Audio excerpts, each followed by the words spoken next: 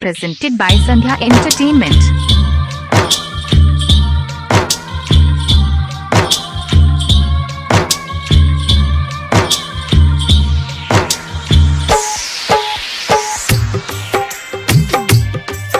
अभी सुन रहे हैं संध्या एंटरटेनमेंट की शानदार प्रस्तुति।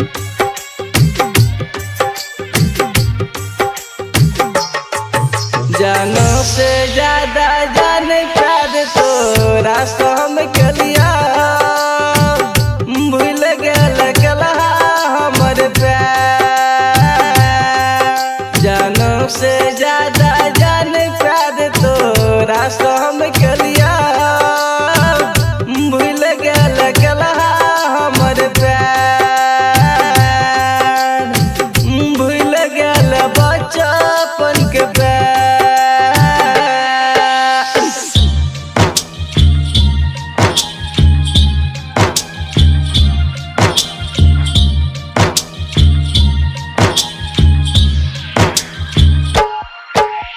DJ Sumit Satish रईमा, DJ Sumit Satish रईमा, DJ Sumit Satish रईमा। अभी सुन रहे हैं संध्या एंटरटेनमेंट की शानदार प्रस्तुति। हमरा बिना गई जान नहीं रहत रहले गे, बिना बतियले जान नहीं खाइत रहले गे।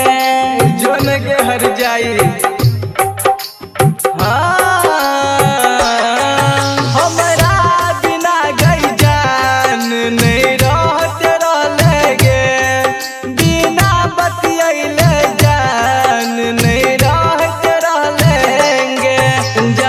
ससुरा गई जान तोरा गई मिल तो दुख कह जान याद तू गला हमर प्यार। जानो से ज्यादा जान तारे तोरा से हम कलिया भूल गला हमर प्यार। भूल गल बचपन के प्यार।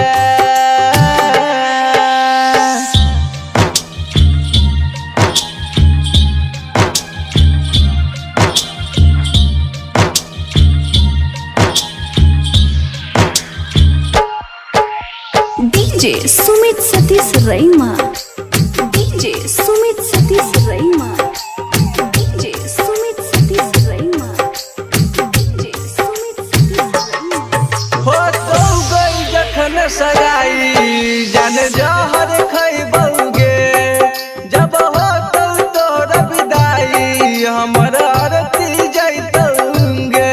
हम नहीं करबे प्यार सब छोड़ बेवफाई होइ छै। जब हो तो तोहर सगाई जान जहर खैबौगे, जब हो तो तोहर विदाई हमर आरती जैतौगे।